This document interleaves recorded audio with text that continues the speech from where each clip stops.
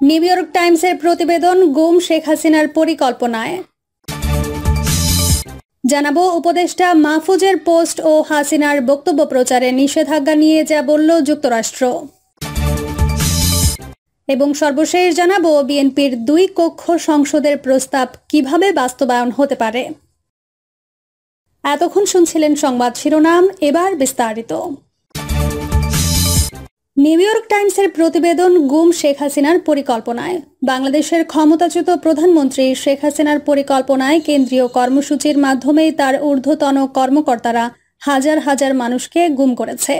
অন্তর্বর্তী সরকার গঠিত কমিশন প্রাথমিক প্রতিবেদনে এমনটাই জানিয়েছেন বলে উল্লেখ করেছে যুক্তরাষ্ট্রের প্রভাবশালী দৈনিক নিউ ইয়র্ক টাইমস। সোমবার ঢাকা থেকে সাইফ হাসনাত ও নয়াদিল্লি থেকে মুজিব মিশলের ex Bangladeshi leader orchestrated mass disappearance inquiry finds শিরোনামে প্রতিবেদনে বলা হয়েছে, ক্ষমতাচ্যুত হয়ে ভারতে পালিয়ে যাওয়ার পর শেখ হাসিনার 15 বছরের শাসনামলের নানা নির্যাতন পরিপূর্ণভাবে প্রকাশ্যে আসতে শুরু করেছে। হাসিনার পতনের পর দেশে বিশৃঙ্খল পরিস্থিতিতে গুম হওয়াদের পরিবার প্রিয়জনদের খবর জানতে সরকারি অফিস এবং সামরিক ব্যারাকের বাইরে অবস্থান নিয়ে প্রতিবাদ কর্মসূচি পালন করে। গুম হওয়া অনেকেই বন্দিদশা থেকে ফিরে এসে তাদের অভিজ্ঞতার সবার কাছে তুলে ধরেছেন। এমন কিছু ঘটনা নিউ ইয়র্ক টাইমসের প্রতিবেদনে উঠে এসেছে। অবসরপ্রাপ্ত বিচারক মাইনুল ইসলাম চৌধুরীর নেতৃত্বে গুম কমিশনের সদস্যরা বলেছেন যে আগস্টের শেষের দিকে কাজ শুরু করার পর থেকে তারা গুমের বিষয়ে 1600টিরও বেশি রিপোর্ট পেয়েছেন। তবে তারা ধারণা করছেন এ ধরনের ঘটনার প্রকৃত সংখ্যা এর চেয়েও 2 বা 3 গুণ বেশি। কমিশনের প্রতিবেদনে বলা হয়েছে, গুমের ঘটনা সেন্ট্রাল কমান্ড স্ট্রাকচার এর অধীনে এবং একেবারেই অধরা রাখতে 15 বছরেরও বেশি সময় ধরে পদ্ধতিগতভাবে ডিজাইন করা হয়েছিল। এটি টপ ডাউন পদ্ধতিতে পরিচালিত হতো, অর্থাৎ দেশ থেকে পালিয়ে যাওয়া শেখ হাসিনা এবং তার ঘনিষ্ঠ সহকর্মীরাই এর সঙ্গে জড়িত ছিলেন। কমিশন বন্দীদের রাখা হয়েছিল এমন কমপক্ষে 8টি গোপন স্থাপনা চিহ্নিত করেছে এবং এসব স্থানে নির্যাতনের পদ্ধতিকে প্রাতিষ্ঠানিক নির্যাতন বলে উল্লেখ করা হয়েছে। শনিবার শান্তিতে নোবেল বিজয়ী মোহাম্মদ ইউনূসের কাছে উপস্থাপন করা প্রাথমিক প্রতিবেদনে কমিশন র্যাপিড অ্যাকশন ব্যাটালিয়নকে ভেঙে দেওয়ার আহ্বান জানিয়েছে। কমিশনের সদস্য নূর খান লিটন বলেন, আমরা প্রত্যক্ষদর্শীর বিবরণ, চেইন অব কমান্ডের বিবরণ এবং কিভাবে নির্দেশ জারি করা হয়েছিল সেই সম্পর্কে তথ্য সংগ্রহ করেছি। এসব বিবরণ গুমের সঙ্গে সরাসরি জড়িত ব্যক্তিদের কাছ থেকে সংগ্রহ করা হয়েছে। শেখ হাসিনার দলের নেতারা অবশ্য কমিশনের প্রাপ্ত তথ্যকে রাজনৈতিক উদ্দেশ্য প্রণোদিত বলে উল্লেখ করে প্রত্যাখ্যান করেছেন। তারা বলেছেন, সন্ত্রাসবাদের বিরুদ্ধে লড়াইয়ের হাসিনার শক্তিশালী পদক্ষেপকে কলঙ্কিত করার জন্যই এই উদ্যোগ নেওয়া হয়েছে। আওয়ামী লীগের সিনিয়র নেতা আফম বাহাউদ্দিন নাসিম বলেছেন, এটি আসলে বানোয়াট গালগল্প। শেখ হাসিনার চরিত্র হরণ এবং দেশের মানুষের সামনে তার সম্মান ক্ষুণ্ণ করার অপচেষ্টা ছাড়া এটা আর কিছুই নয়। প্রতিবেদনের সংক্ষিপ্ত সংস্করণ ডক্টর ইউনূসের কার্যালয় সাংবাদিকদের দিয়েছে। এতে বলা হয়েছে, নির্দিষ্ট ব্যক্তিকে গুম করতে বিভিন্ন নিরাপত্তা বাহিনীর বিভিন্ন ইউনিট প্রায়ই সমন্বিতভাবে কাজ করেছে। গুম হওয়ার পর তাকে তুলে নেওয়ার অভিযোগ অস্বীকৃতি করতে তারা নির্দিষ্ট ব্যক্তিকে এক স্থান থেকে অন্য স্থানে সরিয়ে ফেলত। যাদের ছেড়ে দেওয়া হতো তাদের প্রায়ই মুখ বন্ধ রাখার শর্তে ছাড়া হতো বলে প্রতিবেদনে উল্লেখ করা হয়েছে। কমিশনের সদস্য লিটন বলেন, তদন্তকারীরা অনুমান করেছেন এখন পর্যন্ত নথিভুক্ত 1600টি অভিযোগের চেয়ে প্রকৃত গুমের সংখ্যা 2 বা 3 গুণ বেশি হতে পারে। লিটন বলেন, কমিশন ভিকটিমদের নিরাপত্তা নিশ্চিত করতে বিশদ বিবরণ এড়ানোর ব্যাপারেও সতর্ক ছিল। তিনি বলেন, বাংলাদেশে ভিকটিম সুরক্ষার কোনো আইন নেই, তাই আমাদের অত্যন্ত সতর্ক থাকতে হয়েছে। উপদেষ্টা মাহফুজের পোস্ট ও হাসিনার বক্তব্য প্রচারে নিষেধাজ্ঞা নিয়ে যা বলল যুক্তরাষ্ট্র। অন্তর্বর্তী সরকারের উপদেষ্টা মাহফুজ আলমের দেওয়া সাম্প্রতিক একটি ফেসবুক পোস্ট ভারতের আসাম, ত্রিপুরা সহ বৃহৎ বাংলার ম্যাপ এবং ভারতে পালিয়ে যাওয়া শেখ হাসিনার বক্তব্য প্রচারে নিষেধাজ্ঞা ইত্যাদি প্রসঙ্গে নিজেদের অবস্থান জানিয়েছে যুক্তরাষ্ট্র। মার্কিন পররাষ্ট্র দপ্তরের মুখপাত্র ম্যাথিউ মিলার বাংলাদেশকে কেন্দ্র করে যুক্তরাষ্ট্রের বক্তব্য তুলে ধরেন। এছাড়া বাংলাদেশ মিয়ানমার সীমান্তের প্রায় 350 কিলোমিটারের সীমান্তের পুরোটাই দেশটির সশস্ত্র বিদ্রোহী গোষ্ঠী আরাকান আর্মির নিয়ন্ত্রণে চলে যাওয়ার প্রসঙ্গ নিয়েও কথা বলেন ম্যাথিউ মিলার। মঙ্গলবার প্রেস ব্রিফিংয়ে এক সাংবাদিক বলেন, সম্প্রতি ডক্টর ইউনূসের এক উপদেষ্টা পশ্চিমবঙ্গ, ত্রিপুরা এবং আসাম সহ ভারতের অংশকে সংযুক্ত করে একটি ম্যাপ দিয়ে সামাজিক যোগাযোগ মাধ্যমে একটি বিতর্কিত পোস্ট দিয়েছিলেন। এ ধরনের পোস্ট দক্ষিণ এশিয়ার আঞ্চলিক স্থিতিশীলতার জন্য ঝুঁকির কারণ হতে পারে। যুক্তরাষ্ট্র সরকার কি এই বিষয়টিকে উদ্বেগের সঙ্গে দেখছে এবং এই অঞ্চলে শান্তি ও স্থিতিশীলতাকে সমর্থন করার জন্য এই ধরনের বক্তব্যের বিরুদ্ধে কোনো পরামর্শ দেওয়ার কথা বিবেচনা করবে? জবাবে ম্যাথিউ মিলার বলেন, আমি এ ধরনের কোনো পোস্ট সম্পর্কে অবগত নই। আপনি আমাকে এখন যা পড়ে শোনালেন এর বাইরে আমি আর কিছু জানি না। সাধারণ নিয়মাবলী, আমি যে বিষয়টি দেখিনি বা অবগত নই সে বিষয়ে কোনো মন্তব্য করি না।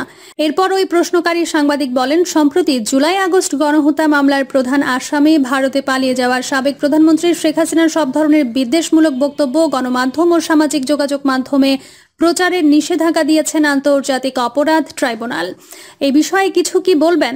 ম্যাথিউ মিলার জানান, এই বিষয়েও তিনি কোনো মন্তব্য করবেন না। এরপর প্রশ্নকারী বাংলাদেশের গণমাধ্যমের স্বাধীনতা নিয়ে প্রশ্ন করেন। জবাবে মিলার বলেন, আমরা বাংলাদেশ সরকারের সঙ্গে এই বিষয়টির ক্ষেত্রে ধারাবাহিকভাবে যুক্ত রয়েছি। আগের সরকারকে যেমন জানিয়েছিলাম, এই সরকারকেও জানিয়েছি যে গণমাধ্যমের স্বাধীনতা থাকা উচিত বলে যুক্তরাষ্ট্র বিশ্বাস করে। আমরা মনে করি সংবাদপত্রের স্বাধীনতাকে সম্মান করা উচিত এবং এই ধরনের মামলাগুলো আইনের শাসন এবং সংবাদপত্রের প্রতি শ্রদ্ধার সঙ্গে সামঞ্জস্যপূর্ণভাবে মোকাবেলা করা উচিত। পরে অন্য এক সাংবাদিক বাংলাদেশ মিয়ানমার সীমান্তের মিয়ানমার অংশটি সশস্ত্র বিদ্রোহী গোষ্ঠীর নিয়ন্ত্রণে চলে যাওয়া নিয়ে প্রশ্ন করেন। জবাবে ম্যাথিউ মিলার বলেন, আমরা এই ঘটনাবলীর দিকে ঘনিষ্ঠভাবে নজর রাখছি এবং সংঘাত ও আঞ্চলিক স্থিতিশীলতা ও নিরাপত্তা নষ্ট হওয়ার আশঙ্কায় আমরা উদ্বিগ্ন। রোহিঙ্গা শরণার্থী সংকট সমাধানের সহায়তা করার বিষয়টি আমাদের জন্য অগ্রাধিকার। বাংলাদেশের জনগণ এবং সরকার বার্মায় নিপীড়নের শিকার হয়ে পালিয়ে আসা রোহিঙ্গা শরণার্থীদের আশ্রয় প্রদানে উদারতা দেখিয়েছে এবং আমরা রোহিঙ্গা ও বার্মার অন্যান্য দুর্বল সম্প্রদায়ের সদস্যদের যারা সেখানে আশ্রয় নিয়েছে তাদের সহায়তার জন্য বাংলাদেশের সঙ্গে কাজ চালিয়ে যাব। বিএনপির 2 কক্ষর সংসদের প্রস্তাব কিভাবে বাস্তবায়ন হতে পারে? বাংলাদেশের রাজনীতি ও রাষ্ট্র কাঠামোয় বড় ধরনের পরিবর্তন ঘটানোর সুযোগ এসেছে। জুলাই গণ অভ্যুত্থান ও শেখ হাসিনার সরকারের পতনের পরে রাষ্ট্র ব্যবস্থার সংস্কার নিয়ে জোরে সোরে আলোচনা শুরু হয়েছে। রাজনৈতিক দল ও অন্তর্বর্তী সরকার 2 পক্ষ থেকে রাষ্ট্র কাঠামোয় কী ধরনের পরিবর্তন আনা যায় তা নিয়ে আলোচনায় আন্তরিকতা লক্ষণীয়। যদিও রাজনৈতিক দলগুলোর মধ্যে মতভেদ রয়েছে কিভাবে ও কখন এসব সংস্কার হবে, কিন্তু রাষ্ট্র কাঠামো পরিবর্তন যে প্রয়োজনীয় তা নিয়ে কারো দ্বিধা নেই। বাংলাদেশ জাতীয়তাবাদী দল ও এর সমমনা দলগুলো রাষ্ট্র সংস্কারের যে 31 দফা ঘোষণা করেছে তার অন্যতম একটি প্রস্তাব হলো দ্বিকক্ষ বিশিষ্ট আইনসভা প্রণয়ন। বিএনপির এই প্রস্তাব অনুযায়ী বিদ্যমান সংসদীয় কাঠামোর পাশাপাশি উচ্চকক্ষে বিভিন্ন পেশার বিশেষজ্ঞদের আইন প্রণয়নে ভূমিকা রাখার সুযোগ করে দেওয়া হবে। এসব বিশেষজ্ঞদের বিশেষ জ্ঞান ও অভিজ্ঞতা কাজে লাগিয়ে রাষ্ট্র পরিচালনায় ক্ষমতার ভারসাম্য আনা সম্ভব হবে বলে তারা মনে করে।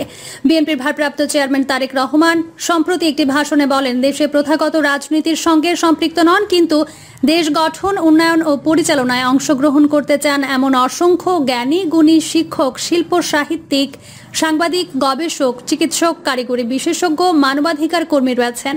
কিন্তু বর্তমান সাংবিধানিক কাঠামোয় তাদের পক্ষে সংসদের সদস্য হিসেবে অবদান রাখার সুযোগ নেই। তাদের সেবা আর অবদান দেশের কাজে লাগাতে বিএনপি পৃথিবীর অনেক দেশের মতো আমাদের দেশেও উচ্চকক্ষ সহ দ্বিকক্ষ বিশিষ্ট পার্লামেন্ট ব্যবস্থা সংবিধানের সংযুক্ত দেখতে চায়। নির্বাচনের মাধ্যমে উচ্চকক্ষের সদস্যদের নির্বাচন করার পদ্ধতি যেসব দেশে রয়েছে তার মধ্যে যুক্তরাষ্ট্র অন্যতম। যুক্তরাষ্ট্রের 50টি অঙ্গরাজ্যের প্রতিটি থেকে 2 জন উচ্চকক্ষ অর্থাৎ সিনেটের সদস্য নির্বাচিত হন। সিনেটের মোট সদস্য সংখ্যা তাই 100। এখানে লক্ষ্য করার মতো বিষয়, জনসংখ্যা বা আয়তনে বড় বা ছোট হলেও সব অঙ্গরাজ্যের 2 জন করেই সিনেটর থাকেন। ছোট অঙ্গরাজ্যকে সমান গুরুত্ব দেওয়ার লক্ষ্য নিয়েই এই ব্যবস্থা রাখা হয়েছে। যুক্তরাষ্ট্র ছাড়া আর্জেন্টিনা, সুইজারল্যান্ড ও অস্ট্রেলিয়াতেও নির্বাচনের মাধ্যমে উচ্চকক্ষের সদস্যদের নির্বাচনের রীতি রয়েছে।